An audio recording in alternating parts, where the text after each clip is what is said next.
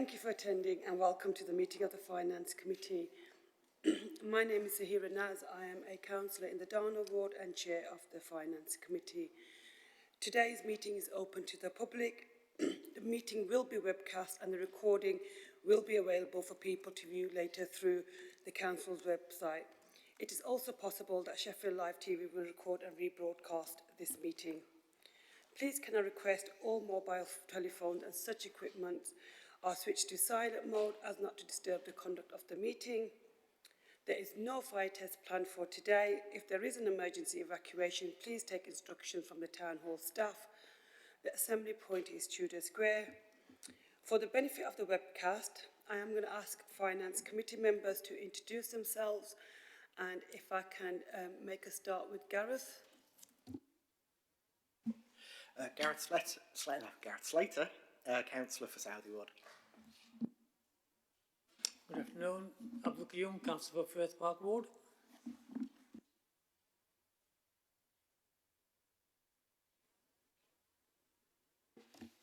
Good afternoon, Councillor Elle Dodd from Castle. Good afternoon, Councillor Martin Phipps for City Ward and Green Group spokesperson. Terry Fox, Councillor for Castle Ward. Sheffield Mohammed Ecclesall. Mike Lever, West Ecclesfield and Deputy Chair of Finance. Thank you. Is there any apologies for absence? Ms. Chapman, thank you. Item 3, exclusions of public and press. There are no items on the agenda that would require the exclusion of the public. Declarations of interest. Is there any declarations of interest? No, none. Okay, thank you. Item 4, minutes of the previous meeting. This is in page 13 of the agenda pack. Chair, if I may, at the last meeting I did raise an issue about the new committee being looking at performance of, and I don't know, and asked about where it came into the work programme. I don't know whether we're going to pick it up in the work programme this month, or but it weren't recorded, Chair. Thanks. Thank you for that, Councillor Fox. It was recorded and noted, and that will be coming to the work programme. It has all been sent over now. I don't think they're on the work programme for this committee, but for the September committee they will be on the work programme. Item 5, public questions and petitions. We have not received any public questions or petitions for today's meeting. Members' questions, item number 6, there has been no members' questions submitted for today's committee. Item number 7, which is a work programme, this is on page 21 of the agenda pack. Fiona, unfortunately, is off sick today. Is there any questions for the work programme? So there hasn't been any major changes since the last committee meeting, but for the September meeting, all the performance outcomes will go into that. Is that okay? Are we all agreed?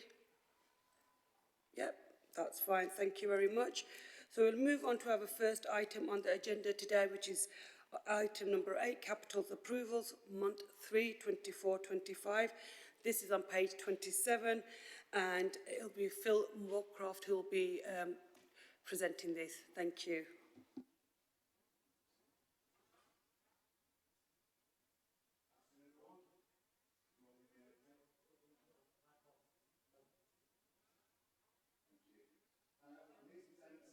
Phil, just the mic, please.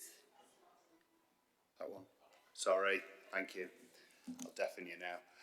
Here to present the additions and variations to the capital programme as part of the month 3 monitoring cycle. I propose to take each policy committee in turn.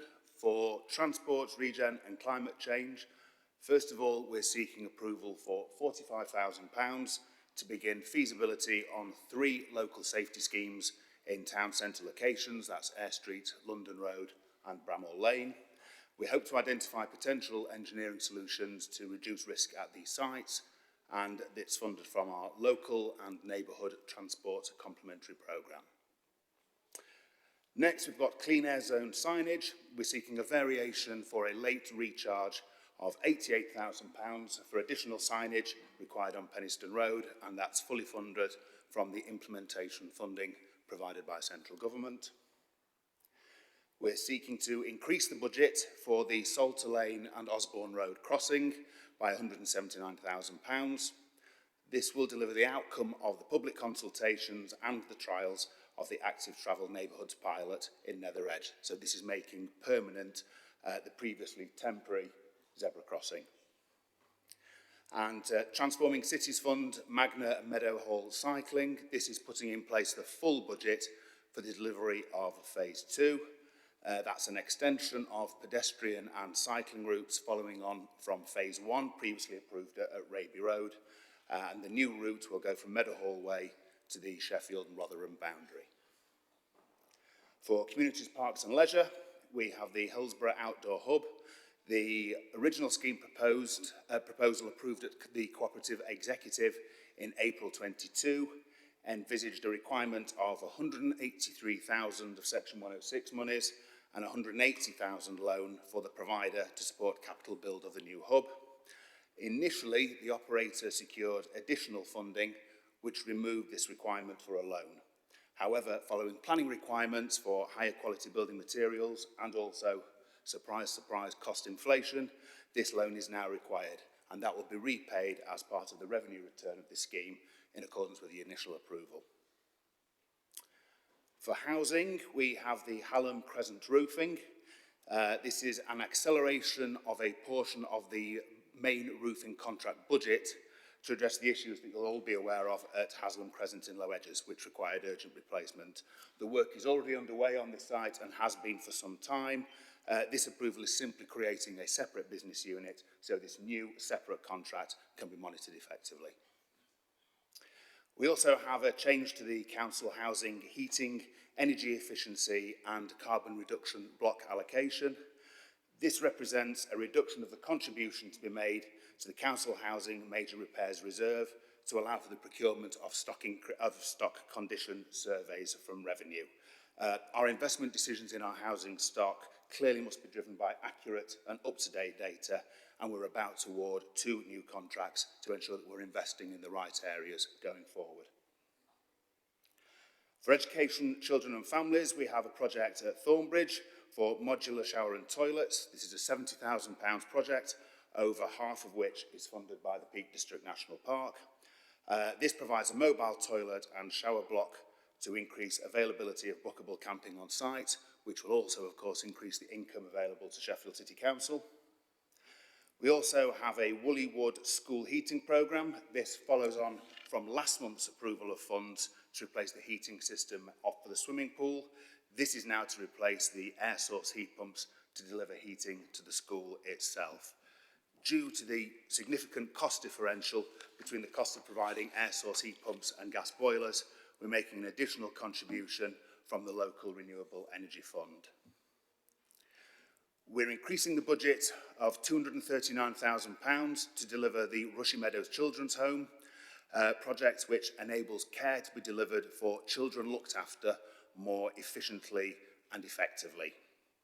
And finally, we're adding in a further £100,000 to the Primary School Emergency Works Fund. This is the fund that we have for urgent responsive capital works. Please note that further increases to this allocation are anticipated. That's a reflection of the issues facing the school estate.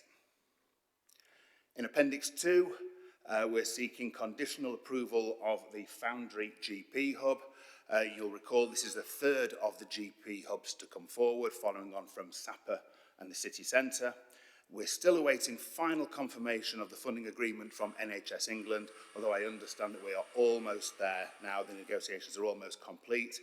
We will own and manage that building, but the ongoing revenue costs will be fully underwritten by the GP surgeries and the Integrated Care Board for the next 60 years.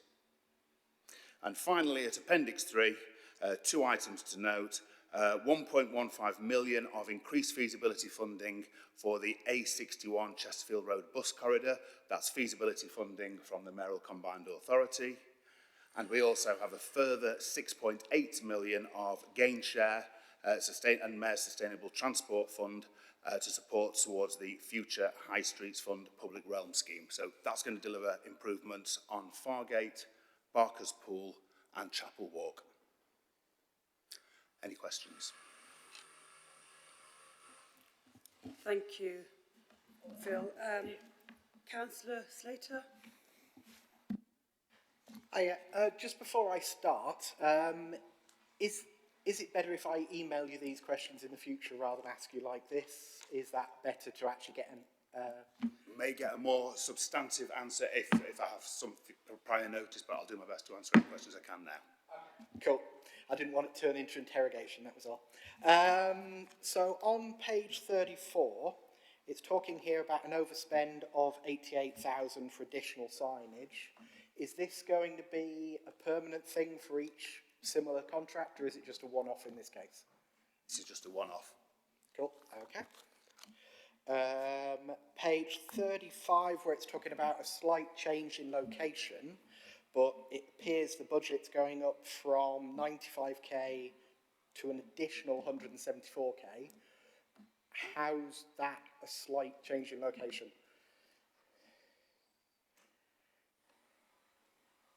Are you speaking about the Osborne Road? Yeah, yeah. Not close to the detail of how that 179. Sorry, not close to the detail of how that 179,000 is made up. I'll take that away and find out a detailed answer. Thank you very much. Page 43, this is the Rushley Meadows. This is going back to the question about performance earlier. Are we going to be sort of getting a track on something like this, saying where the overspend is going to happen, when it's going to happen, that sort of thing? I think, well, there is always in this reporting, as you'll see later on, reporting on the capital performance and what schemes are over and underspending. In relation to this scheme, this should deliver some significant savings going forward. As you've seen, part of those additional costs are going to be funded from the Corporate Investment Fund, and very quickly that will repay itself as we stop paying more and more into private sector providers for children with the most complex needs. So there's a good news story there, so we're delivering services more efficiently and effectively. Okay, thank you. And sorry, I missed one. Page 39, going back to the Council House heating one. It's saying this activity will be funded through a reduced contribution to the major repairs reserve from revenue budgets. Is that going to be made up elsewhere? Again, I'm not close to exactly how this operates. It's quite complicated in practice. My understanding is that the capital budget for the housing revenue account is funded from revenue, and what we're simply doing is putting less revenue in. Now, that will mean there is less revenue in there long term, but the HRA revenue-wise is under pressure anyway, so the only option to fund this is through a reduction into the major repairs reserve. Okay. One left, you'll be pleased to know. Page 53. Again, this is just a performance question. Are we going to be seeing a spend profile on this in terms of how the spend works? Yes, you will see that for every single scheme that forms part of the Future High Streets Fund. Absolutely. Cool. Okay, thank you. Interrogation over. Thank you. Councillor Livery? Thanks, Chair. Phil, I'm on page 42 on Woollywood School. The scheme for a gas boiler for the swimming pool came last time, and now this is to replace the air-source heat pumps. Now, the whole thing totals £1 million. This school was only built in 2011-12, so 12 years on, I'm having to scrap the whole thing and start again effectively. So my question is, I understood these air-source heat pumps haven't deteriorated, they've not been up to the job from day one. Does that mean then that this swimming pool has not operated from the day this school opened 12 years ago? And if so, why are we so late in the day dealing with this issue? Thank you. Thanks, Councillor Livery. I'm not aware of whether we've had a specific issue on the swimming pool from day one, so I will double check that. I understand there have been some issues with the air source heat pumps on that site since the school was opened. The answers that I've had so far have been extremely technical and not remotely plain English. So I'm trying at the moment to translate those, and I'm happy to provide an update to members outside of this meeting if that's helpful. Phil, Meredith is here and she can perhaps try answering that question. I can answer some of the question, Councillor Lavery. So I was out at the school probably about 2-3 months ago. The swimming pool hasn't been operating for about 2 years, 2 academic years. It's not being able to be heated. It is having an impact for the children in the school. A number of them have hydrotherapy as part of their EHCP plan. So part of the conversation has been how we move this forward, because actually it's also impacting us being able to place local children within that school who have those needs. So, can I ask, so was it operating satisfactorily up until 2 years ago? That's the point, because... So I don't know that. I'm assuming yes, that's an assumption. I've got no knowledge of that, but my understanding is it's not been working for 2 years. Okay, thank you. Councillor Mohammed. My question is about the Meadowhall Magna cycle investment. It says that our investment is going to go up to the Rotherham boundary. Rotherham through Templeborough have already done their segregated cycling. All I can tell you from observations is there's a lot of weeds growing out of the cycle path and a lot of debris. And actually, the odd time I've been on that road, heading between Rotherham Town Centre and where I reside, cycles have been on the road. So my question would be, what's our maintenance arrangements as part of this? Otherwise, we can put in the infrastructure, but simply not maintaining it means that cyclists are going to be on a much narrower road, and i.e. more dangerous than on the segregated cycle path. That's one. And then I've got another question on a separate matter. Yes, please. I'm not close to the arrangements for the maintenance. However, I would assume that those would be maintained by Amy in accordance with the usual maintenance cycles. I'm happy to pick that up with the head of transport to get a specific answer on that. Could we just also make representations to Rotherham Council? Because it just basically, this is a link between Rotherham Town Centre and Sheffield Meadowhall. It really doesn't serve the purpose if their side is just basically full of debris and weeds. Unless they've been the last couple of days and they've changed it, I doubt very much. I'm going to a wedding that Councillor Fox knows about in Rotherham tomorrow evening. I will take a look myself. I'll ensure that's picked up. Okay. The second point is around the Future High Streets Fund. You talk about the increased amount. What was the original figure? Just remind us, any chance of knowing how much has this budget gone up by? I can't tell you that at the moment, I'm afraid. Could you? Okay, all right. All right, thank you, Chair.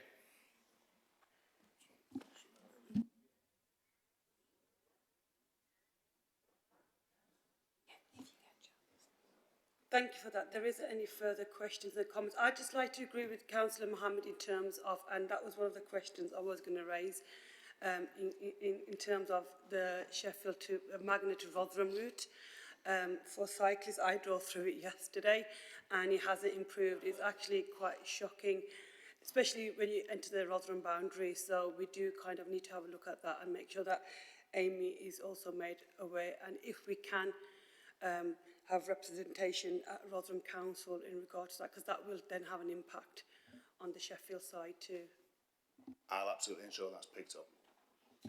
Okay, so there isn't any further questions or comments. The report does contain recommendations for approval. Are we all agreed?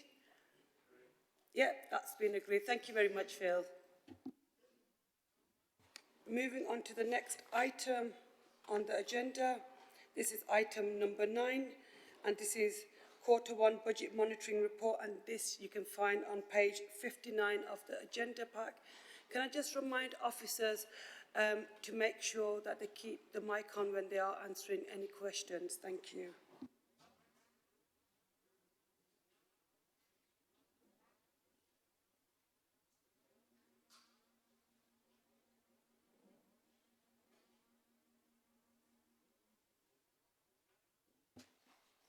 Good afternoon, committee. Thank you, Chair. So you've got before you the Q1 budget monitoring report. So I think this report sets out the financial position that the council's in. So the context of our financial position is one where we see significant funding reductions, which are across the local government sector and have been experienced since 2010.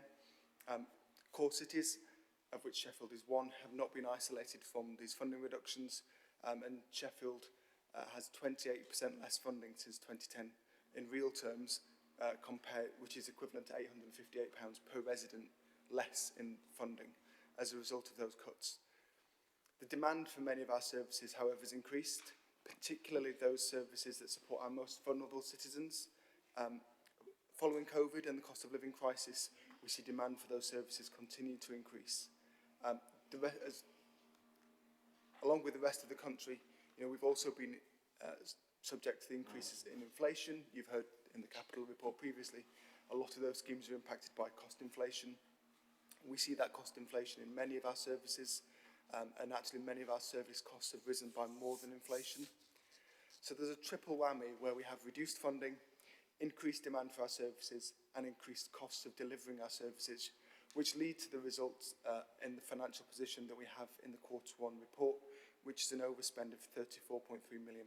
So that's a forecast position to the end of the financial year. It's a serious position for the council to be in.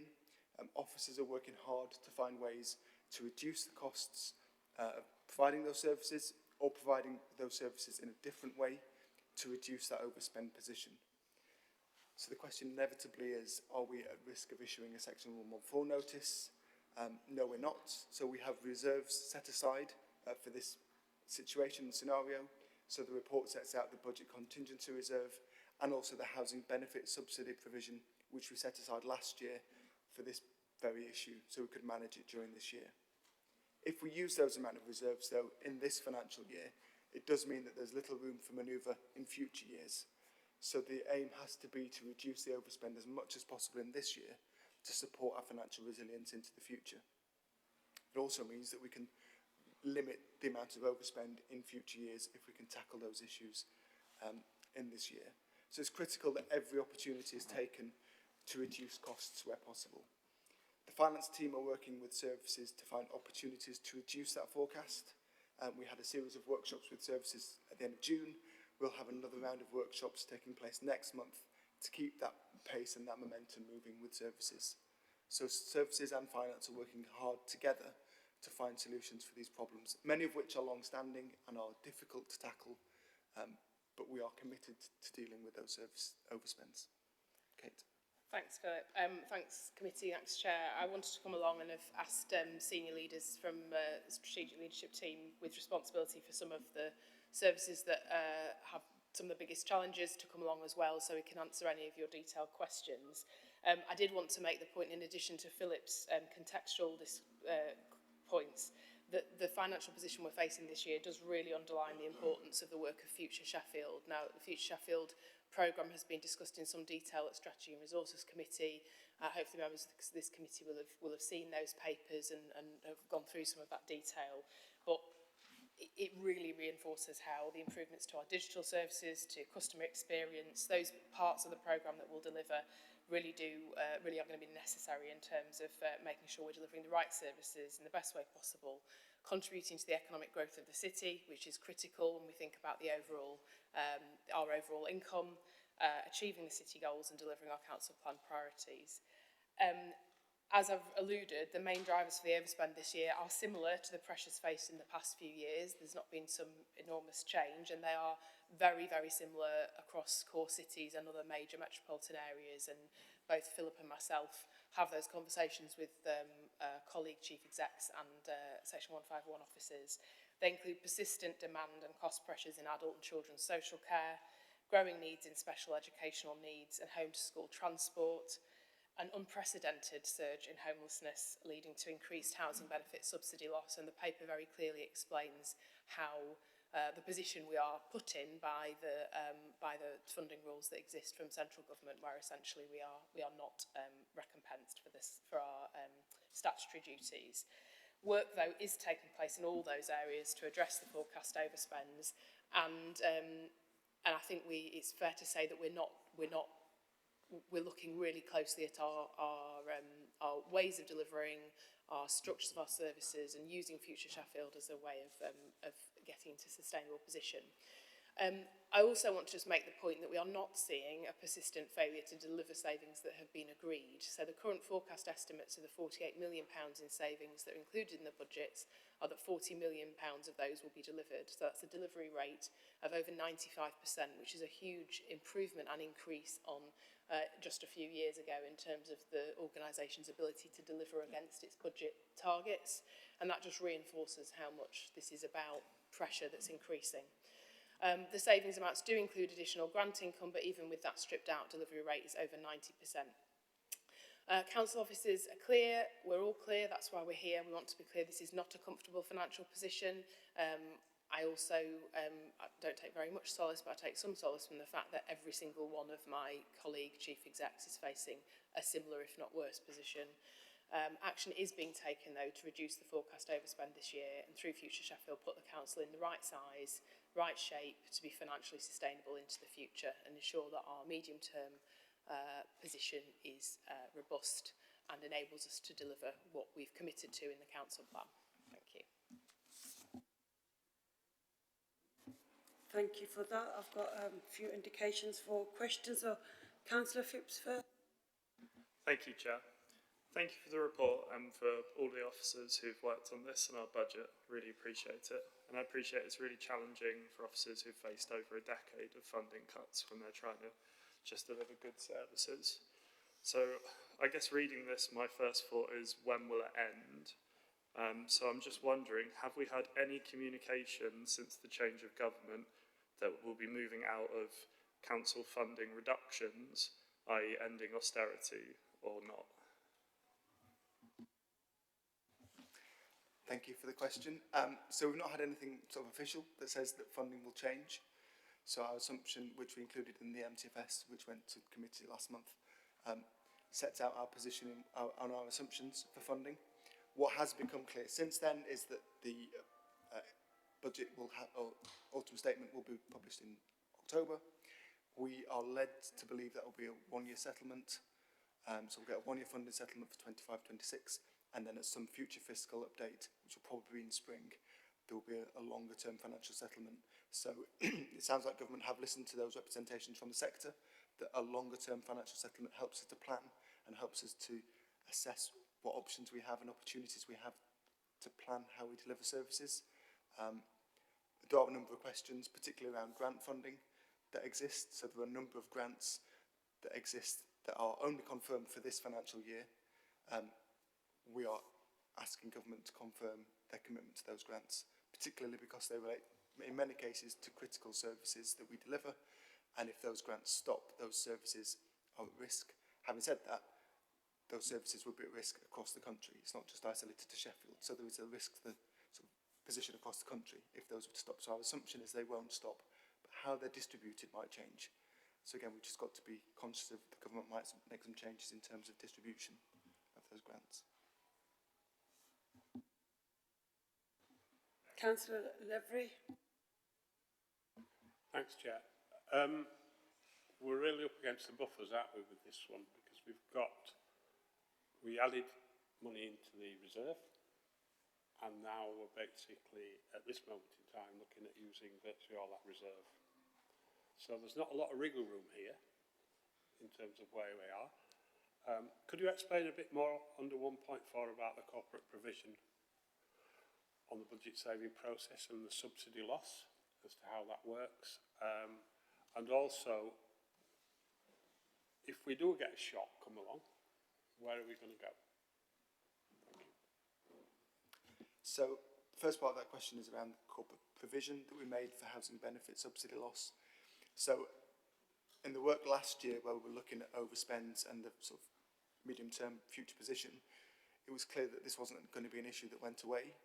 So we made the decision last year to set a provision aside so that we've got money set aside to fund the potential overspend, because it was quite clear that we weren't going to tackle the issue and completely eliminate the overspend.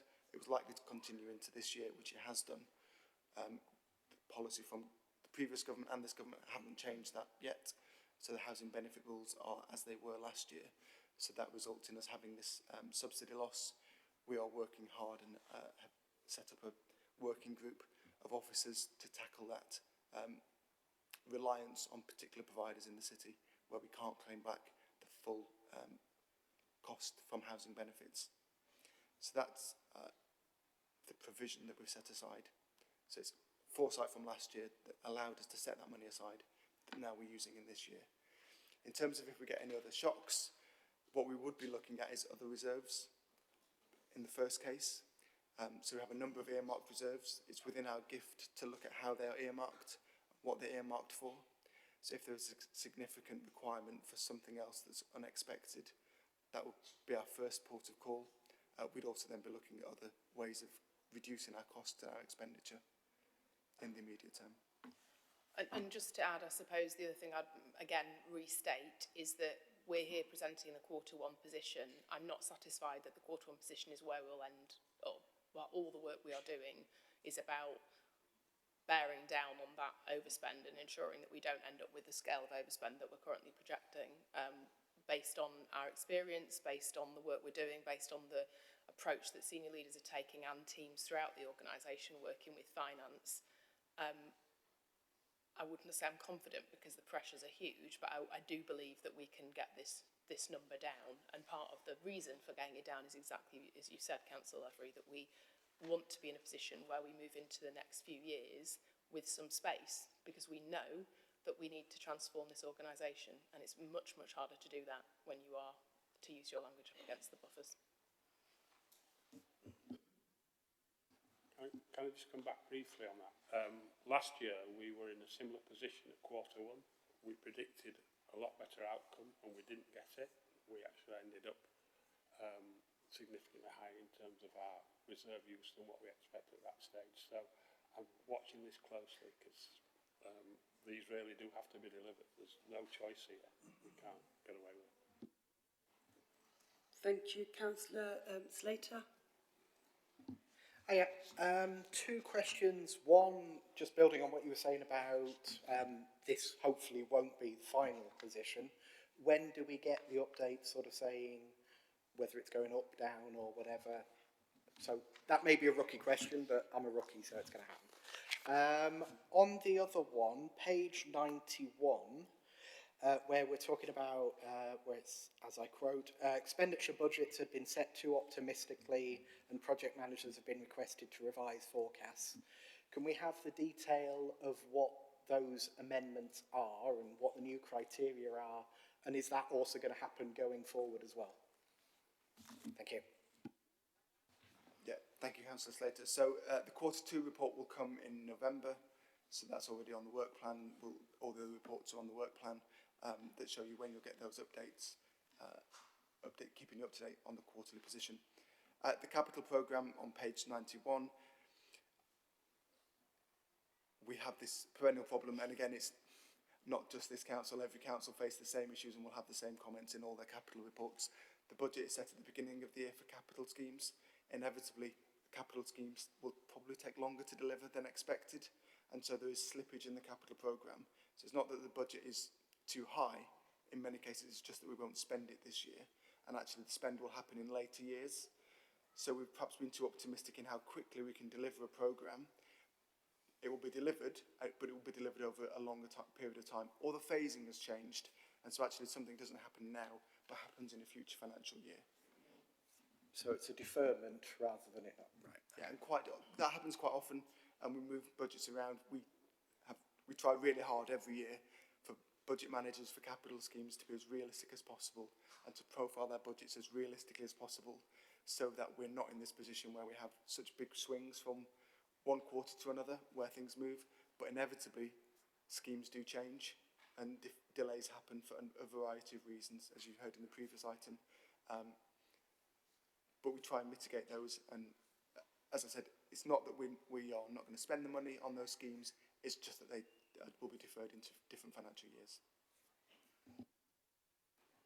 Councillor Dodd. Thank you, and thank you both for your presentation. I wanted to recognise the challenging situation that you've set out, and also the huge efforts that the staff are making, both to identify and to deliver the savings. I think the point that you made about the extent of what's been realised so far is cause for hope. I had a couple of questions about kind of trying to understand a bit more where that hasn't been possible to date, why that might have been. And I saw in the section about the adult health and social care overspend that some of that was due to delays in implementing the recovery plan that came to this committee in January. That predates my time, so forgive me, I'm not familiar with the detail of the recovery plan, but would be keen to know what was behind those delays and whether there was anything else that we should be aware of that might cause that to be delayed further. If I give you all my questions at once, is that helpful, or do you want me to pose myself?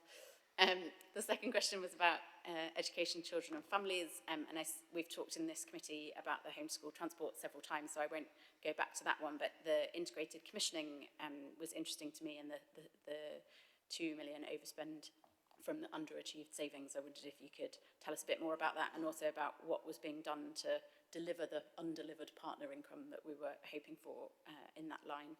And then finally, picking up on colleagues' questions about the homelessness challenges, totally appreciate that this is largely due to decisions made by the previous government, but you were mentioning that there had been kind of foresight for next year.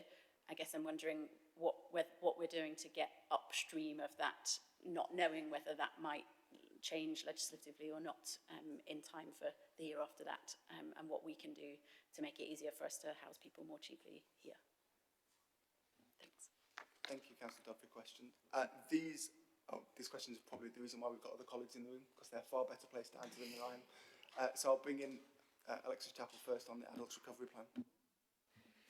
Thank you very much, Councillor Dodd, for the question.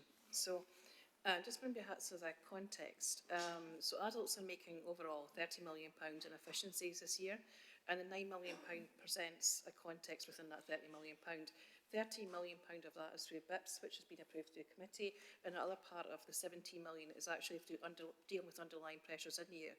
And unlike other authorities, what we're trying to do with that £17 million is get underneath the longer standing pressures that's been around in adults for a long time.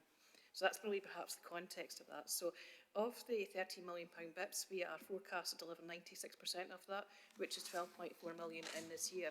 And the areas in which we are outstanding on, and which we're continuing to take forward, are actually about proportionate care. So when people are discharged from hospital, ensuring that people have and are able to live more independently. And that work is planned to start in September, and we're quite confident that we will start to deliver. And what that will do is help us to continue to go and build year upon year upon year a new approach.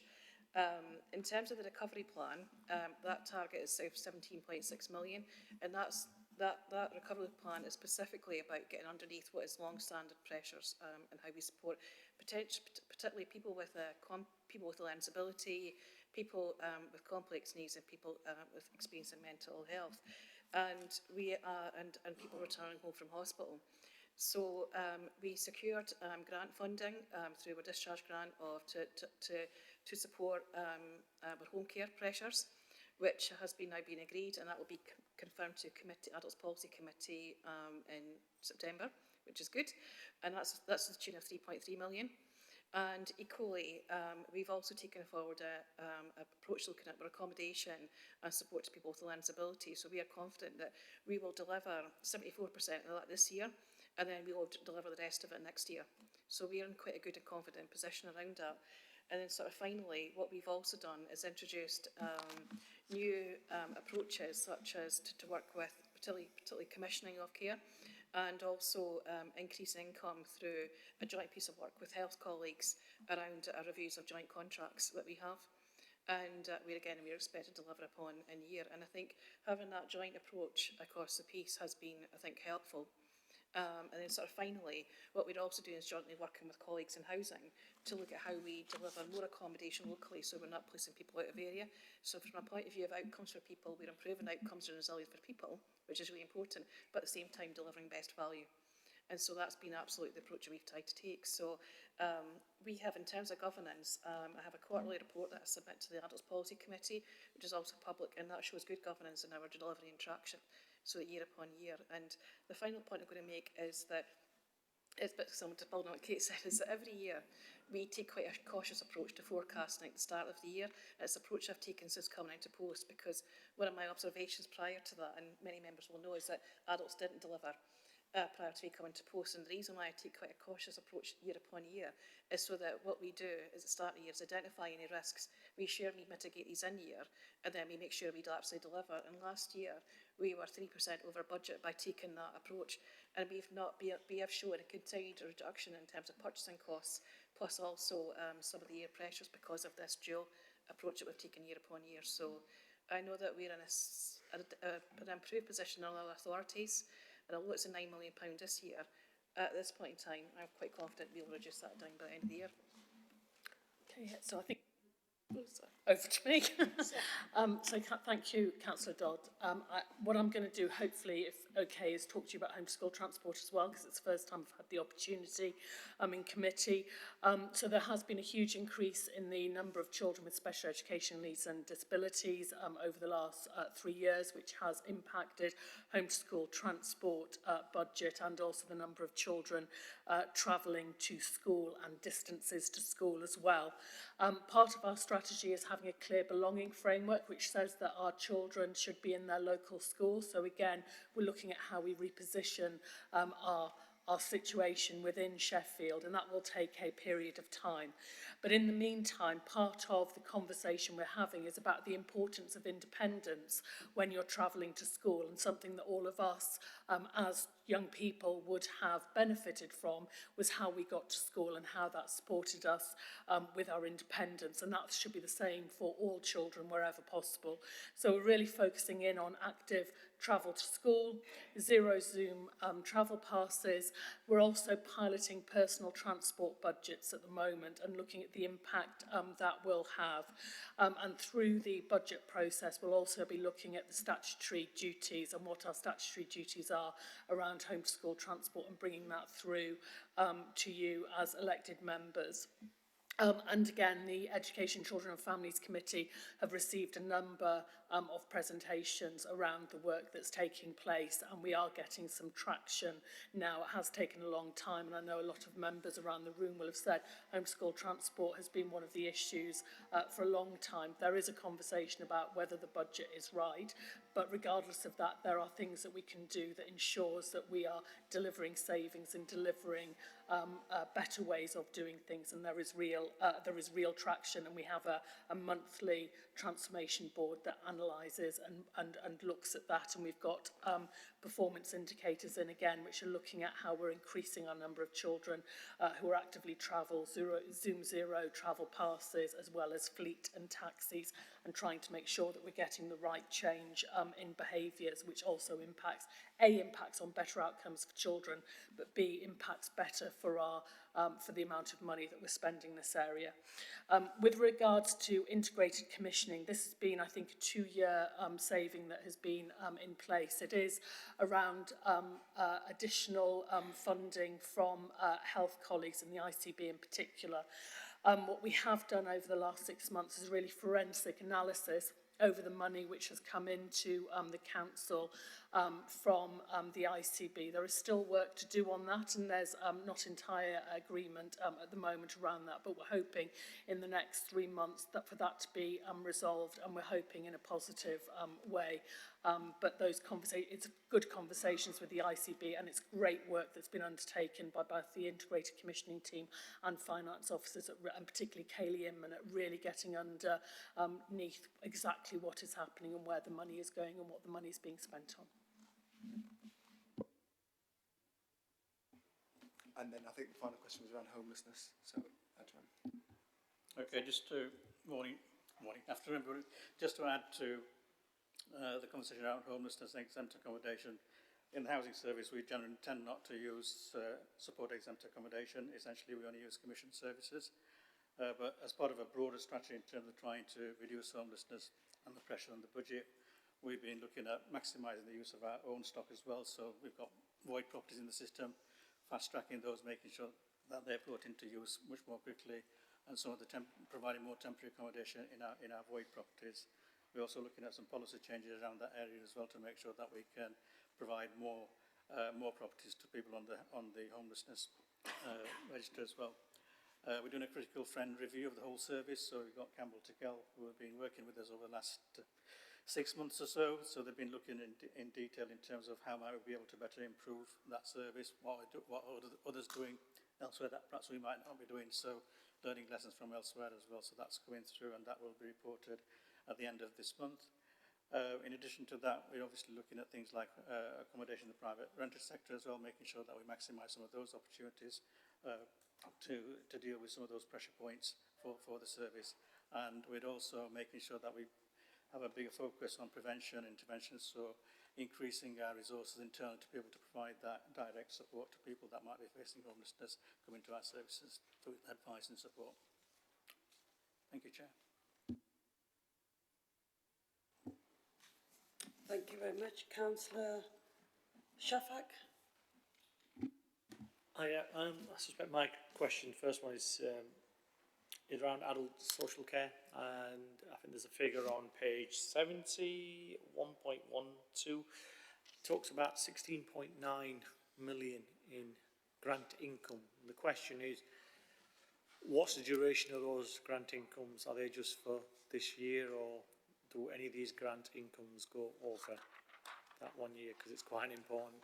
I know there's a couple of them, but I think obviously the learning disabilities one is the chunky one. Start with that one, and then I've got some more. So from a point of view of grant income, that's one of the areas of risk in going forward, which we've highlighted. So the main area of risk is in terms of discharge grant. So that is a sizable grant, and that actually is non-recurring, and that actually ends at the end of this year. So we'll know come end of September, start of October time, whether that grant will be contained or not. If that grant's not contained, then that does present a continued risk to the delivery of services. However, you know, we've also made that clear in terms of our joint risk mitigation with health services, because that impacts on how we support people to be discharged from hospital. Alongside that was the Market Sustainability Fund, which also comes to a close at the end of this year. And that's the one that has been really helpful in terms of supporting the care sector market to be sustainable. And so, again, I think we'll know come the end of September, October time, what's the longer term plans for that grant. And again, it's an area in which, you know, we are mitigating for, because the reason why I've taken the approach from the £17 million underlying pressures is recognising that we had to twin track this year. Was we had to make £30 million of efficiency savings, which we've done, and we had 96% delivery rate upon that, but also recognising I don't have any guarantees that some of the income that we've got coming in just now will continue on beyond the end of this year. So that £17 million of recovery plan was about us trying to mitigate for the longer term. So basically trying to twin track, and that's what we're trying to do in this year. So that's why our numbers are high in adults, because we're trying to not only deal with pressures and savings, but also try to mitigate for the longer term in the event that these grants are not continued. Okay, on page 70, oh, go on. Sorry, Councillor Mohammed, I just wanted to make an additional point and a suggestion, if that's okay, which is that, as Philip alluded, there are a very large range of grants which at the moment are due to finish next year, and which we might expect and hope that at the fiscal event on the 31st of October there's some certainty provided on some, if not all of them, but there may not be until we may be in a holding position until there's a full spending review.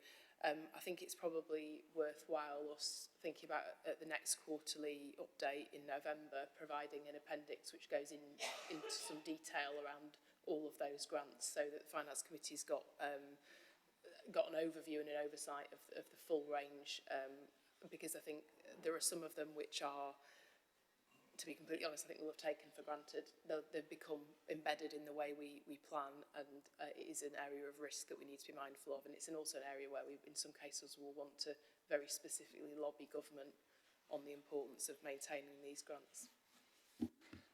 Could I ask then, just in response to that, before I come to my next question, is it would be quite handy, I know you say you're going to work towards November, but given the physical event's going to be at end of October, actually any lobbying needs to be done now. So is there any chance of you drawing up a list for the entire committee, for us all to have sight of what are those time-limited grants that are coming to an end this year, this financial year, and the next financial year, so we have a much clearer picture of what the scale of the challenge is and what lobbying needs to be done where. That could be an action from this committee. Back to yourself, Alexis. 1.16 talks about £2.3 million worth of staffing savings that were previously earmarked but then weren't delivered because of issues around, what's the terminology used? Maintaining sufficient levels of statutory duties and keeping people safe. So are we just accepting that that 2.3 million staffing saving is no longer going to be deliverable? So it's a really helpful point, Councillor Mohammed. So maybe just to give it by context, that these staffing savings were actually prior to my arrival in Sheffield. So this is my challenge. These were decisions that was prior to my arrival, and then COVID happened. And as we've unpicked some of the detail behind that, what we've identified is that some of the funding for some of the staffing were actually not from council funding, which hence the grants and the other incomes has been really important. So what we've had to do is take a step back and recognise that we can't make savings on funding that's not ours. That was the first thing. So we've had to go and look at and address and do. So that was the first problem to be solved. And then the second problem was recognising how were these staff being used. And some of these staff have been actually used to deliver frontline care services. And particularly through the pandemic and particularly through the last couple of years, that has been absolutely needed to not only support people to be discharged home from hospital, but actually to go and support people to receive the care that they need. Now, as we go forward and forward-looking, and that's where that twin track in this year has been really important, is the pressures around that staffing will actually be mitigated over the next 2 years. And we'll do that through 3 different ways. Is number one is through building it through our business planning, which we've been doing with finance teams, and that's been mitigating part of the process. So we're actually reducing down our staffing overspends quite considerably now. And then secondly, through actually working with health colleagues around how we support people to be discharged from hospital. And so we've confirmed that now circa £6 million of actually one of our big provider services is actually going to be funded through health services and a joint approach to discharging people from hospital. So that again starts to help us to go and address, how we support people in a sustainable way. And then the third way is actually through how we've changed how we worked within adult services. So over the next 2 years, we'll get to a position where we actually don't have a staffing overspend in adults, which is actually just through by taking that 3-pronged approach and going forward from there. It's been one of these areas in which was my challenge when I came in, that decisions have been made previously without understanding the context behind them. So what I couldn't do was just stop delivering services which were to enable people to retain, safety at home overnight, because that would be a bigger risk to individuals. And so I've had to go and balance it over the last 2 to 3 years, which was we're taking a really phased approach by. And so we will very confident that we will get to a good position over the next, and by this time next year, we will be in a far improved position. Final bit on adults for me, it's about 1.18, and I think the final sentence, it says, if underlying pressures are not tackled, overspends will persist beyond 24-25. So how confident are you that you're going to be able to deal with the underlying pressures, i.e. this year? One, to get our current budget back on track. And I'm not saying it's just adults that are an issue. I think children is a much more bigger challenge. But in terms of those underlying pressures, are you confident that you will be able to get back on track this financial year? Yeah. So what we're forecasting right just now is, say, in terms of the BIPS delivery, is 96% delivery, which is 12.4 million, this year. In terms of the BIPS delivery, so 96% on the BIPS, which is the key thing. In terms of the recovery plan, of the 17.6 million of that deal with the underlying, we are going to deliver £13 million this year of that, which is absolutely clear to be forecasted. And for the remainder of that £4 million, we've got alternative mitigations that we're working actively with housing colleagues and with finance colleagues to go and mitigate and address. And it's helpful to know, as part of that underlying £4 million, I'm going to chair a group that looks at exempt accommodation, which gets underneath the subsidy issues, and that affects both children and adults and housing collectively together. And then secondly, looking at how we reshape our accommodation with care, particularly for people with very, very complex needs, and working in partnership with colleagues to go and do that. So I feel very confident that we're in a good position, that we know we will deliver and continue to go and reduce down that £9 million forecast overspend. But equally, what we've also got is clear plans to make sure by over next year, which was always the point for the recovery plan, was that we would do it over a 2-year period, and very confident that we will deliver that. I do have questions on the capital side, but I think I'll pass on to later on, Chair. I'll come back later. Let other colleagues do the revenue. Thank you. Councillor Fox. Thanks, Chair, and thanks for the report.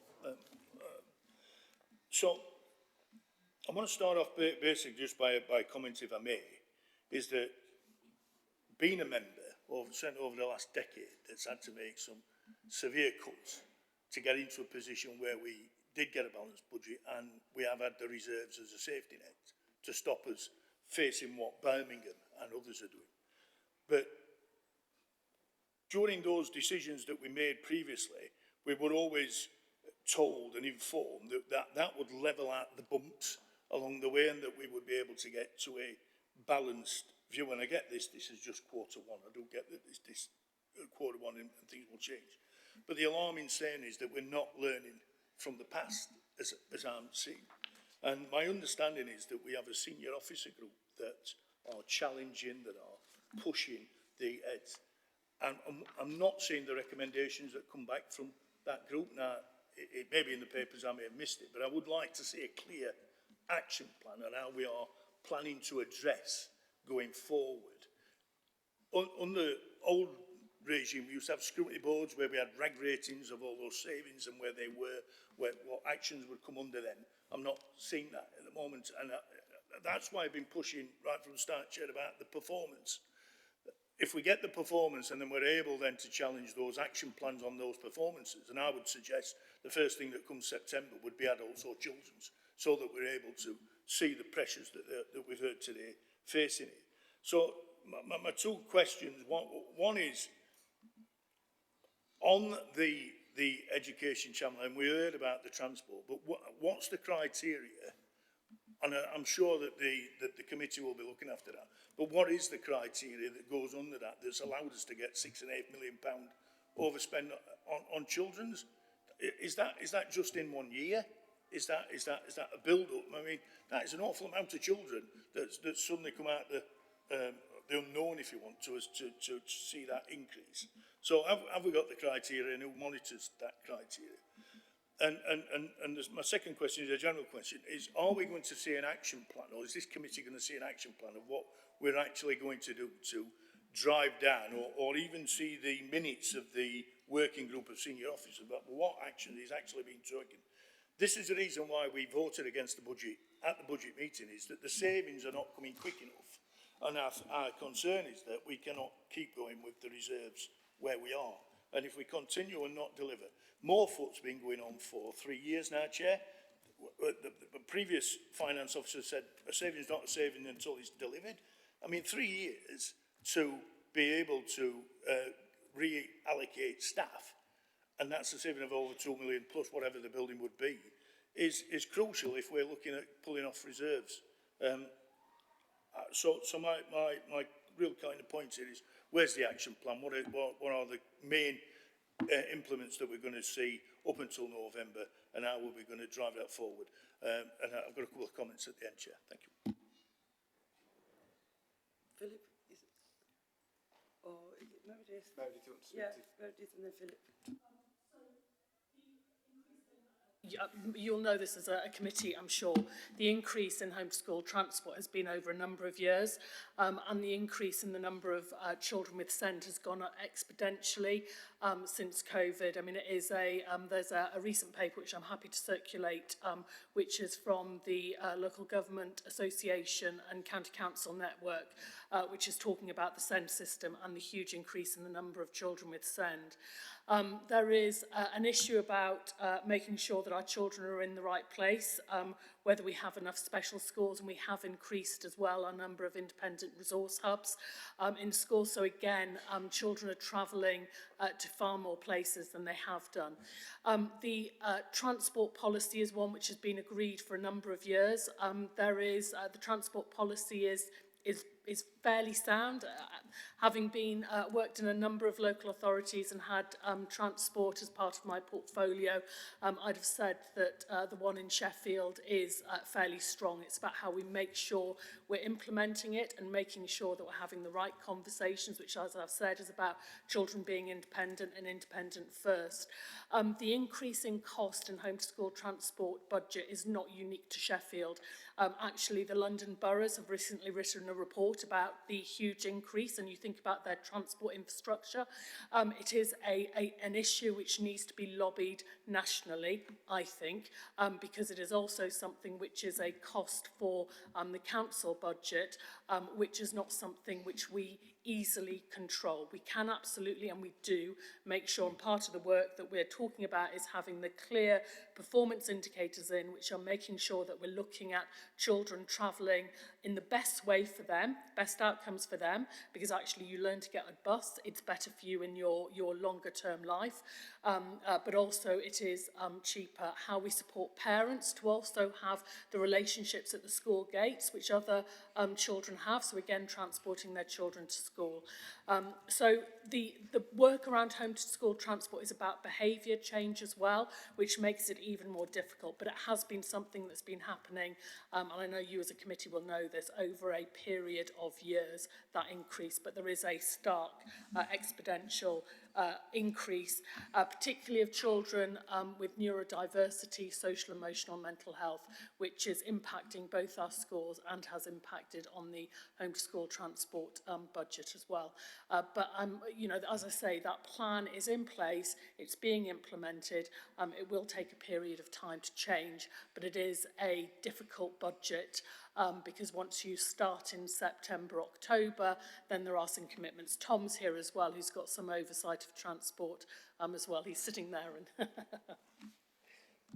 Can I just come back on that? If that is the case, and excuse me, I don't know the transport policy on that, but if parents have got a car, can they not take their own child to school? So we're only transporting children whose parents have not got the facility to take their children to school. I say facility to school. Is that correct?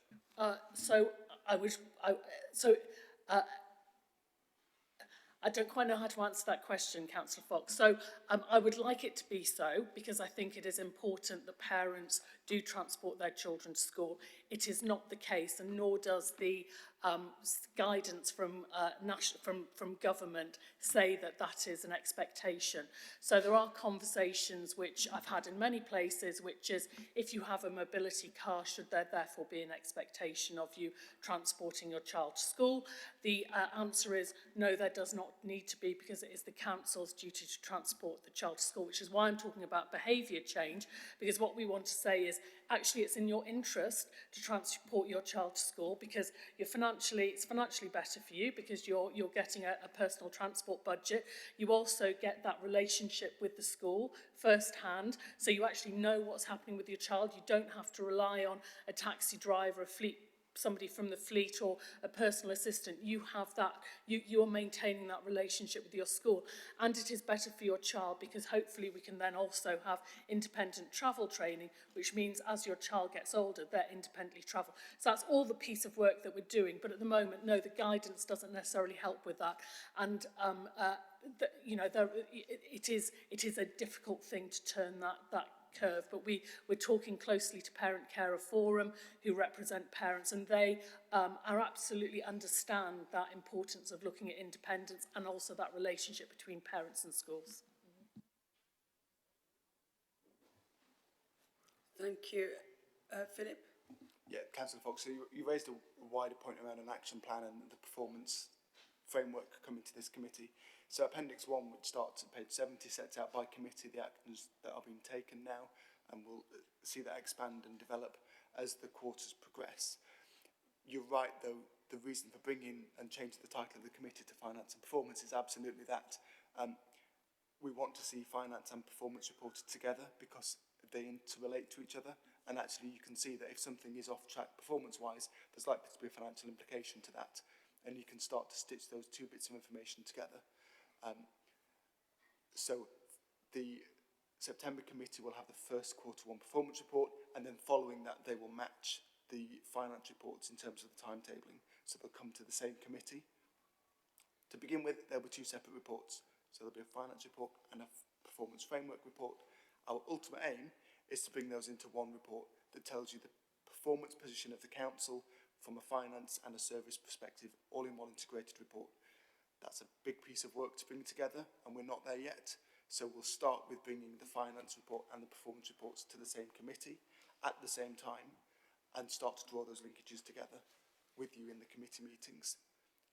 Our ultimate aim, though, is to bring those together into one report that describes the performance as a whole for the organisation and links together all of the performance work and all the finance work, so we can see what's driving the financial position, what's out of kilter and needs to be improved, and where can we make changes that have a real impact on that financial position. Thank you. Councillor Levery, you wanted to come back? Thanks, Chair. Can I stick on homeschool transport, if you don't mind? What is the actual budget for homeschool transport at the moment? That's the first question. Secondly, you identified you've come up with £1.2 million worth of cost avoidance measures. Out of the 6.5 overspent, at least 5.3. You alluded to the fact that you thought the budget might not be right. So what's the scope for further savings, and what do you think the budget adjustment needs to be? Thank you. So there's an awful lot within there. So let me see if I can unpack some of that. So it's 14 million is the total amount, although the reason my brain, if you saw it, was going like the clappers is because it's in various different places, which makes it harder to say exactly what it is. But Philip hasn't balked at me, so I'm going with 14 million. But it's cut in a variety of different places. So some of it is within DSG, and there is a conversation, so we have agreement with the DFE for that spending to be there, but that is a fragile place to have money from homeschool transport. So for me, it's about that behaviour shift. So I think that there are far more efficiencies that we can make. We do have too many children on taxis. We aren't using personal transport budget. This is the first time we've implemented it. We're having the conversations with Rotherham, who have done a huge amount of work in this area to align ourselves with that. So one of the conversations as well is that we don't statutorily have to transport children between the ages of 16 to 18 to school or college. You do again at the age of 18 for children in independent special schools, but you don't between the ages of 16 to 18. There are other authorities at the moment in the region that are looking at that as a question. There are real issues with that about whether you are creating an issue for children with SEND going to college. Peaks College, however, is on a tram route, so there are, you've got mitigating factors within that, and that's roughly about £2.5 million, which is which would be the saving if, as a council, you were to make that decision, but it would be very noisy, it would be very uncomfortable. But so I suppose within that depends what the budget looks like, because if you were to make some of those changes, we were to continue to make the behavioural change that we needed to, that we kept that priority on active travel. So as children are coming in, as they're transitioning from primary to secondary school, saying no active travel, you need to look at active travel, you need to look at zero Zoom travel pass, personal transport budget, then that will bring the budget down. So the forecasts are not good, because we're also not seeing a reduction in the number of children who are coming forward with having special educational needs and disabilities. So I suppose what we're looking to do is to really get under that. We're also talking about growth as well, and what the growth would be, and how we get a formula which is sensible around growth. So there's a number of factors within that, but Philip's... Thanks. Meredith's right, we're looking at how we forecast that into the future. I think also there's a piece of work looking at how we provide SEND as a whole, and actually that piece of work is looking at how we can integrate the EHCP EHC plan updates that happen in schools with transport, because at the moment they're not really two conversations that happen at the same time. As a parent of a child with an EHCP, I know that they don't happen at the same time. It's two divorce processes from each other. And actually, if you bring those together, the schools can be really supportive in supporting their pupils to be more independent, which is what they've indicated they would like to do from the conversations we're having around SEND. And so actually we can bring those together, and it forms part of their preparing for adulthood education. As an integrated part of that education is how you transport yourself and how you can use the bus and the tram to get around. So where children are moving to peaks, actually they're encouraged and shown and supported to be able to use the tram, to be able to get to college. And that work is happening now, but we need to work with schools to make sure that's an integrated part of the EHCP review process. I'm trying to convince Philip to be my head of SEND. Yeah, thanks. Because I think last year we had 89 kids came in through EHCP, and when I did the maths on what it was costing us, we were paying £100 a day transport costs, which is ridiculous, just to take a kid to school and back. So, you know, it really does need looking at. I had another question about DSG. There's been a couple of issues there with high needs block and additional placement costs, which have overspent that budget by 6.6 million. And it said it's come from DSG reserves. So I assume they have loads of reserves, but I don't know what they are. Do you know what they are and how much there is? Well, I'm going to let Philip answer that, because there's a technical accountancy term that I always get wrong about how DSG is dealt with within a council budget. But no, I'm not going to. Philip, do you want to do the terminology? So there's a ring-fenced reserve which is set aside, which is ring-fenced because it's not our money effectively. DSG money is from the DFE. We can use that reserve that's accumulated over a number of years to offset this cost now. We've got enough in there to offset the current overspend. I think the issue, though, that many other councils face, which we're about to sort of crest over, is that the DSG doesn't fund services adequately to those that we actually provide. And so many other councils are in an overspend position on their DSG, and there is a technical override from an accountancy perspective, which allows there to be a negative balance on the DSG, so that the council tax payers are not liable to pay for the cost of education which the DFE should fund. And so the DSG then sits on a negative balance effectively. Now, some councils that runs into tens of millions of pounds. We're not in that position, and we're not likely to get to that position, but we're about to tip over where our funding effectively has come to a point where it's no longer sustainable, and we're about to tip into an overspend on DSG. There isn't yet an agreement between MHCLG and the DFE on how to address those ongoing overspends. And if I can just come in, so there is a large piece of work that we're doing around SEND transformation. So we are reviewing how we're spending the high needs block, which is part of the DSG. It's one of the blocks within the dedicated schools grant.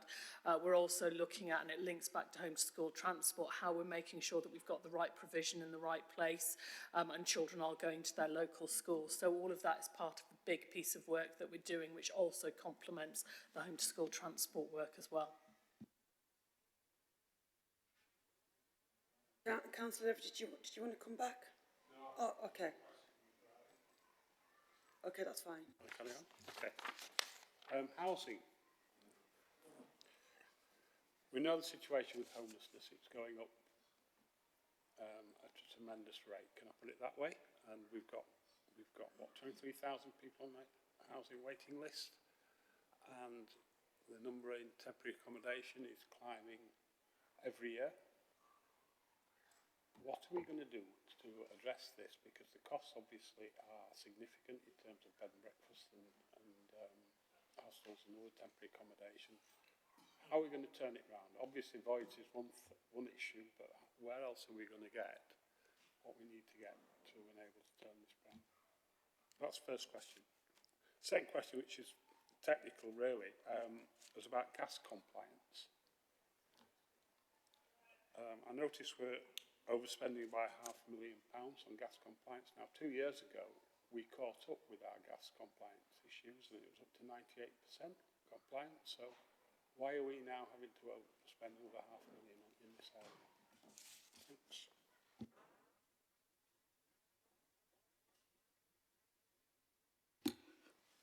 I'll take the second one first, I think. So the gas compliance, I'm not sure where that figure has come from, but one of the things that we did just over 18 months ago is we self-referred ourselves to the regulator for the fact that we weren't complying with gas safety, because we had a number of outstanding cases where we didn't have an up-to-date gas certificate.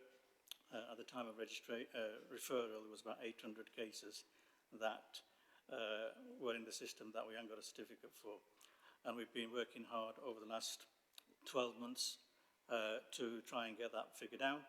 And we've got, of those cases now, I think there's about one that's in the court system now. Of those 800, that's still outstanding. So we made a huge impact in trying to address that. So we expect to be about 98.5% in terms of compliance, but we need to get higher than that to be able to satisfy the regulator. Really looking for 100% compliance. That's what we need to be aiming for. So in order to be able to address that, we had to put more resources in, more staff, more engineers, etc., to bring that figure down. So that explains that situation regarding gas compliance. In terms of homelessness, I think we've rehearsed the situation already. Without repeating myself, we have got an action plan in place. The other thing that I forgot to mention in my previous response was that we're also working with the Royal Foundation in terms of the homeless programme, so that will also bring in additional support to allow us to be able to deal with homelessness. But key really is making sure that we maximise the assets that we've got at our own disposal, look at our RP providers, making sure that we can provide that preventative and intervention support right at the beginning, and utilising all of those tools that we've got at our disposal. Ultimately, it's an issue around lack of property, lack of accommodation, which we're not building fast enough, but so we need to be able to harness as much as what we possibly can to, reuse what we've got, maximise that, and that's what we are working hard to do over the course of the year and beyond. Just to add into that, the Council's housing growth action plans will be coming to relevant committee, TRC, in the autumn. As Ajman said, across the country, it's very clear we're not building enough homes. That's, I think, pretty unequivocal from all sides of the political spectrum.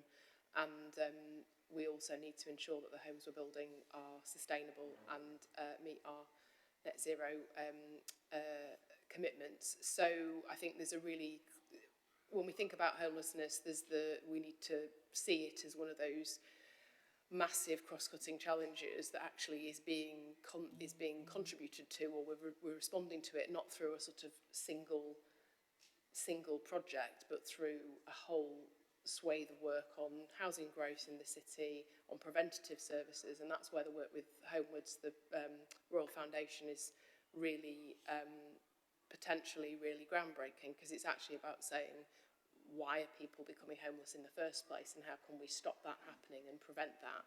And the work we've already done, and in some of the insights we have from the really incredible programme, Changing Futures programme, that works in the city and is receiving kind of national acclaim around work with people with multiple disadvantage, is recognising that often homelessness is a consequence of many, many other, you could argue, whether it's service failures or inability of services to respond to complex needs. So I think we've got some real insight to bring to this. The challenge from a finance perspective is that, as we've heard, there are a set of rules that currently disproportionately affect our budgets around how this is accounted for and how we're funded from central government, and also a need for realism that we are talking about public service reform and long-standing change here, and none of that helps with the immediate budget challenge. So I think Ajman's outlined a set of things that we're putting in place to respond to the immediate budget challenge, whether that's about voids, whether it's about looking at our policies, and that immediate action planning, but we also need to do the work on prevention from the outset. Thank you. Councillor, did you want to come back in? Just on a couple of other items.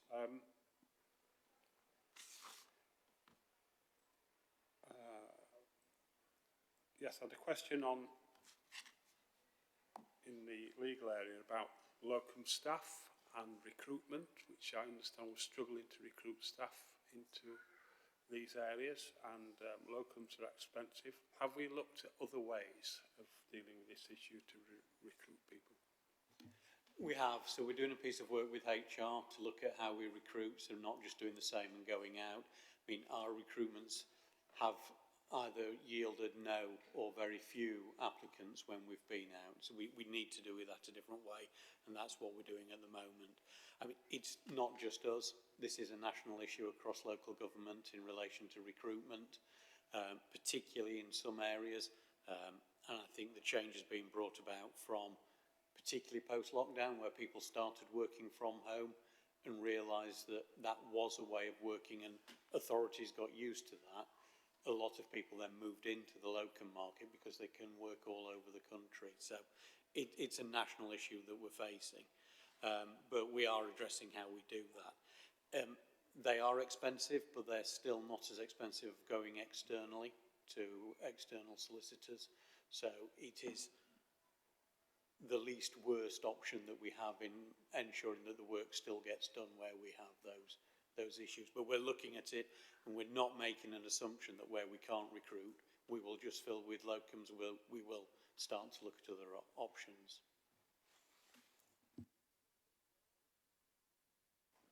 Councillor Levy, did you have another question?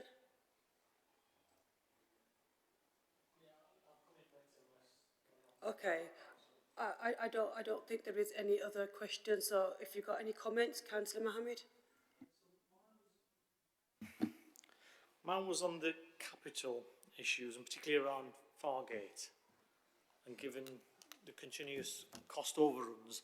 So I think the obvious question is, how much was the original project, and how much is this now overrunning by? And what lessons, if any, have we learned from our experiences of cost overruns from the shipping container?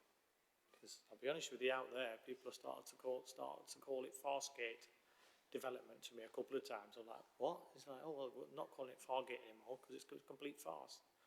About what your original scope of the project was, how long the delays have been, and what's happening now. The Event Central, I think is it doubled in cost now?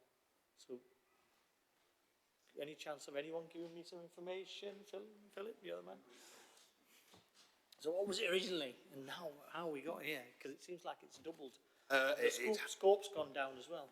It has virtually doubled, Councillor Mohammed, yes, and no one's happy with that. The first bids went in when the Future High Streets Fund was launched in 2018, I believe it was. And of course, since then we've had COVID, we've had war in Ukraine. Many areas of construction have more than doubled in price. We also had the usual challenge with the previous government, particularly about having very short timescales to put in funding bids. And as you will probably be aware, when you're delivering major capital schemes, you usually have a feasibility stage where you can go in and look at all of the options, understand the building that you're taking on. The issue that we've had is we had to put in a bid in extremely short timescales, and that means we haven't had time to do a full feasibility study. However, my understanding is that we are hoping that all of these costs will be covered by external funding, so there won't be a direct cost to Sheffield City Council. The issue is some of it's coming from the combined authority in terms of how we share the money. So there is an opportunity cost. Actually, what is it we could have done with that money that we haven't? And the issue, the challenge I have back to the council is that the private sector, are they having the same challenges? Yes. Party City too? Yes.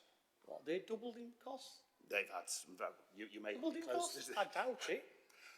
My understanding is that behind on the schedule, but just genuine question. It seems like we've had a real problem with Fargate as a city council, while other developments seem to have moved at pace and not had the cost challenges that we have had. I get COVID and Ukraine has increased costs, but not to the scale that Fargate has for the developments, I think.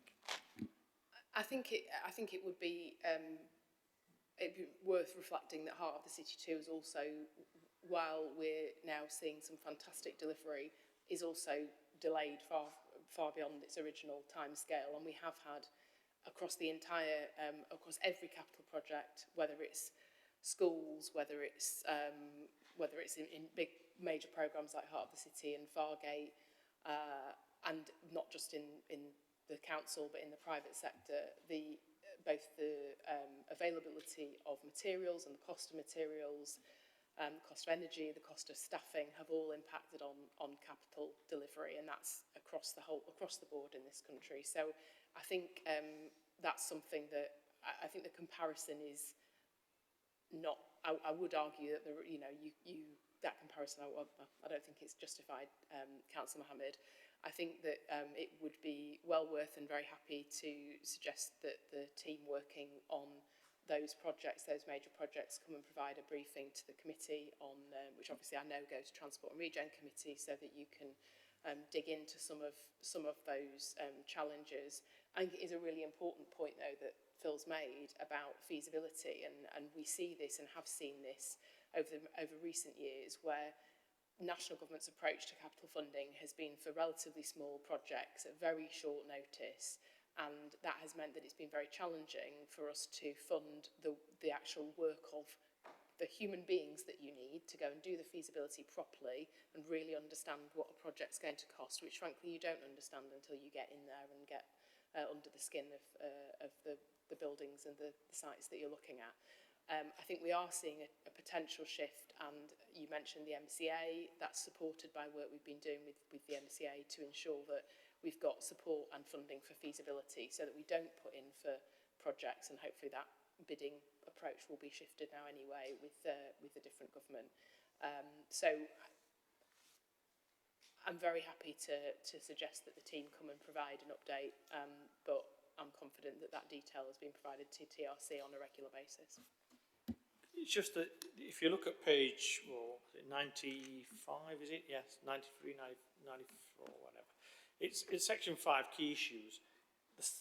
The first one, it says future high streets programme. The last sentence talks about additional public realm schemes on site that have encountered issues. Now, for me, it goes back to this issue of the lessons learned or not from the issues around the shipping containers. You know, what issues are these? I'd like this report to identify those, and whether these issues could have or should have been picked up at initial scheme as we were bidding for. It appears that, you know, we bid for things and then we narrow the scope and double the costs, and that's not a great place to be at, except that maybe there were some, you know, pressures of time to get bids in, but I think it's better to get a bid right than it is to put a bid in, hoping we'll get it right, and then encounter the issues that we have on Fargate. But I'd like to know what those public realm issues are. I'm happy to get some more information on that and feedback. I will just make, I think it is worth making the point that to step back from this, yes, really important always that we continue to learn lessons across the whole country. These programmes, whether it's Future High Streets, whether it's Levelling Up Fund, have been demonstrated to have overrun and delivered far more slowly than was originally predicted. And actually, relative to other places, Sheffield is performing far better. We have managed to secure tens of millions of pounds of government funding for projects to transform our city, including areas around Heart of the City, Castlegate, Attercliffe, Fargate, which we would not be doing if we didn't have that funding. So I think while accepting all of those challenges, I do think it's important to acknowledge that as a city, particularly as a city who were not prioritised as highly as other places in the country in terms of perceived need by central government in the funding formula, we've done really quite well in attracting a huge amount of funding. So it's just a balancing point I'd want to make. Thank you. Councillor Levery. Thanks, Chair. Just come back briefly on it. A couple of years ago, there was concern that we were going to have to increase borrowing in Heart of the City Phase 2. That went away, and we seem to be okay. So from a purely financial perspective, from our point of view, it looks a good project because the borrowing is not being impacted. I wonder if you comment on that. So I think with Heart of the City, there have been movements in terms of the scope and the size of things and what's been delivered, and the plans have evolved and changed as the scheme has progressed. So I think the other thing to note on the Heart of the City scheme is the plan was always that at some point those blocks would be up for sale. The council will still be left with the residual cost of capital, and I think part of the work now Heart of the City is nearing completion is we'll see how each block performs, we'll see how the relevant units within each block are performing, and then take a view again on what the right timing is for any sale of those assets, or whether the council actually chooses to retain them. So we'll keep that under review, because I think that's a key point to make, is that actually if a unit is performing really strongly, it's in the council's financial interest to retain it, and limit the cost of that capital in future where we don't hold the asset. So actually if we can hold on to the asset because it performs well and it repays the capital costs to the council, then absolutely that's the approach we'll take. But we'll take each block on a block by block basis. We intend to give it to 2 or 3 years trading history. We need to do that in any case before we look at selling those assets, but we'll keep things under review to make sure performance is adequate and is performing well. I mean, so far, the office blocks are letting well. We're getting high quality, prestigious tenants who are paying market rates for those units. We are letting retail units, and those lettings are increasing, and you can see at Heart of the City, new tenants are coming in all the time, new units are opening all the time. Cambridge Street Collective has opened, Lear's Yard is about to open at the weekend, so it's breathing life into the city, which was always the intention.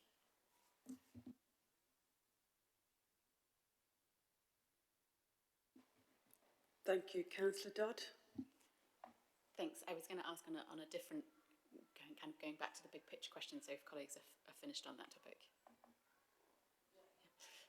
So I wanted to just come back to the overview that you gave us, and you had flagged at the end of your summary report that there's this commitment to move towards the priority-based budgeting model over the medium term, which I think fits with a lot of the work that we've been talking about and will be really helpful in this kind of bringing together of performance and finance that you referenced also. I can see that it has lots and lots of positives, but there will be some challenges for us as a committee in kind of looking back to previous years where we've budgeted in different ways.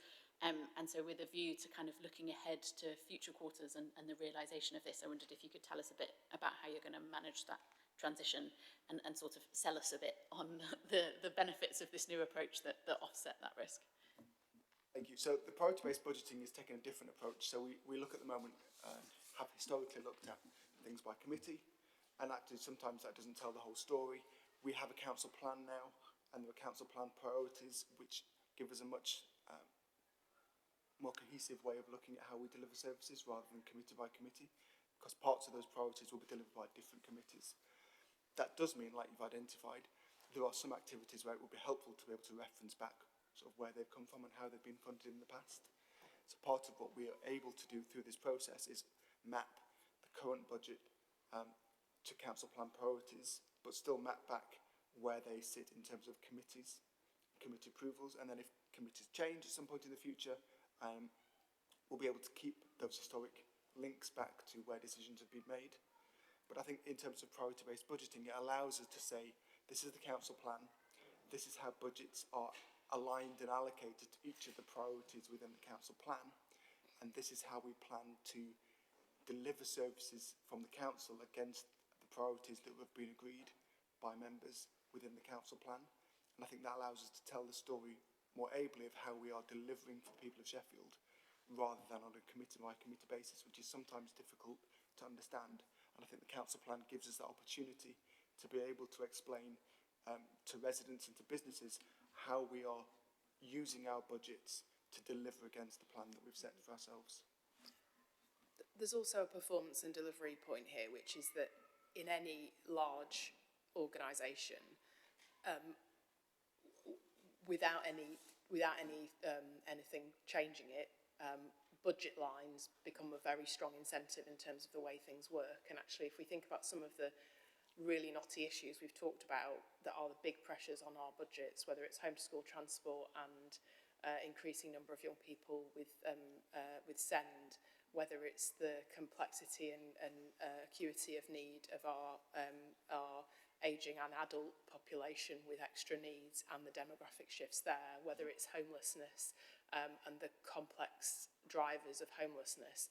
None of these things are things that neatly fit in one bit of the council, within one budget line, within one team. And what we need to be able to shift to is an accountability mechanism, both at committee and political oversight and policy setting and at officer level, that creates a really clear incentive to deliver together and to kind of bring to life that commitment that together we get things done.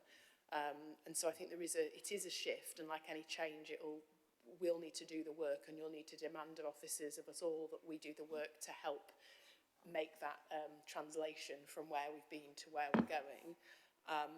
But we have a lot of examples, I think, of places where changing behaviours and transforming the organisation have been quite challenging in the past because, for want of anything else, completely human response for officers to focus on, well, this is my budget line and this is what I need to deliver to. And so that's another argument for doing it, I think, and something that we all as a senior team feel really committed to, that we want to move to that way of working where we're thinking holistically across the council.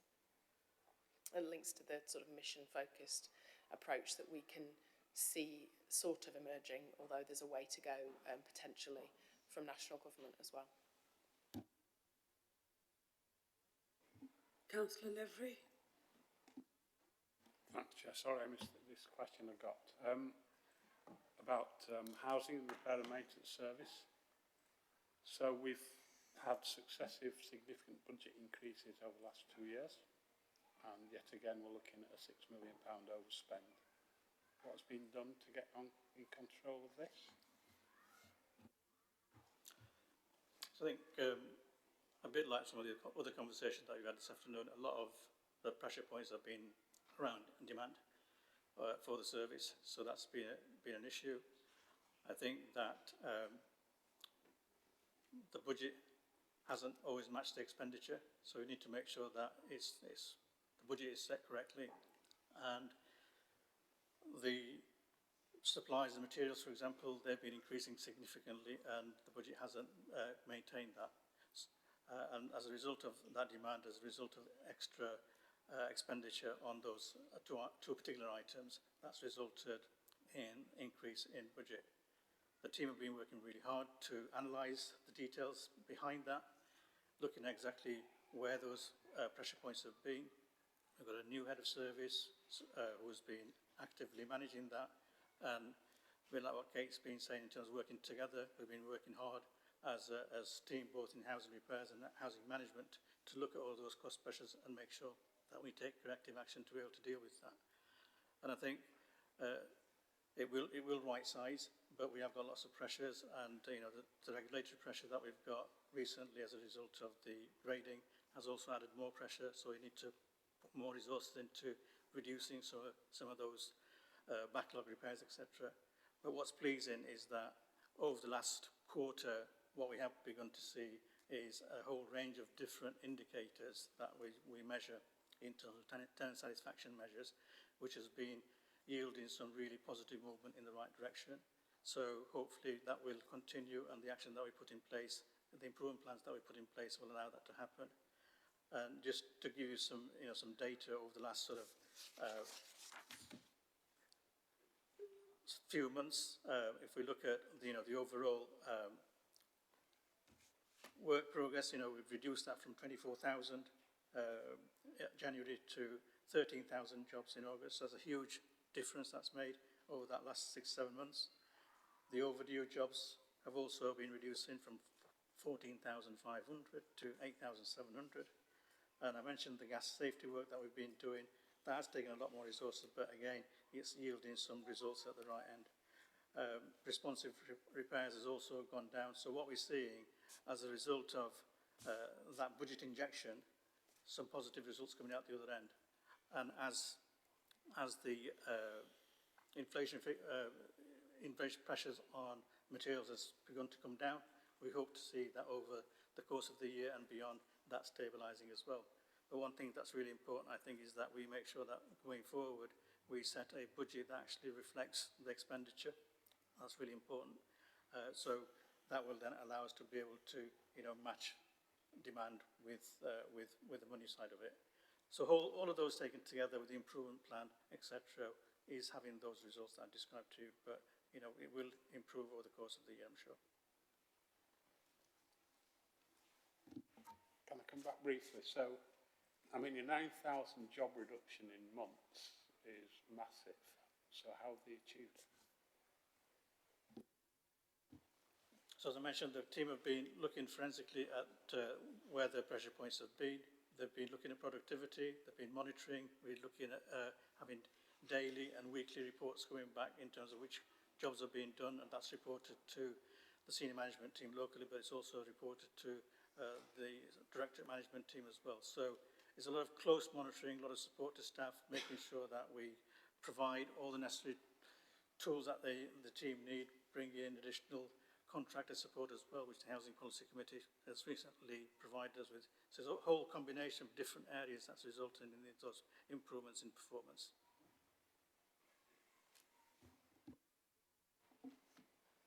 Thank you. There isn't any further questions or comments, but I also like to thank you, Phil, and the finance team. I know you guys are working extremely hard with services to find solutions to the overspends, and there is a lot of work that's going on. The overspend of 34.3 million is not ideal, but not unique to Sheffield. But I do hope that we are able to find some solutions and hopefully reduce some of that. But, you know, I'd also like to thank the directors for being here today. I think that was really, really useful, and thank you very much for making yourself available for the Finance Committee members to be able to ask you that question. You know, there's genuine concern, as you've picked up and heard around the room today, and I hope that for future meetings as well will be really useful if you guys can attend. But we as a Finance Committee will continue to monitor the situation with my cross-party colleagues. So thank you very much. There isn't any comments, so I'd just like to go back to members. There are recommendations for approval. Can I ask, are we all agreed? Yeah, thank you. That's unanimous. And that's the end of the meeting for today. The next meeting is on the 23rd of September. Thank you very much for your attendance. Thank you.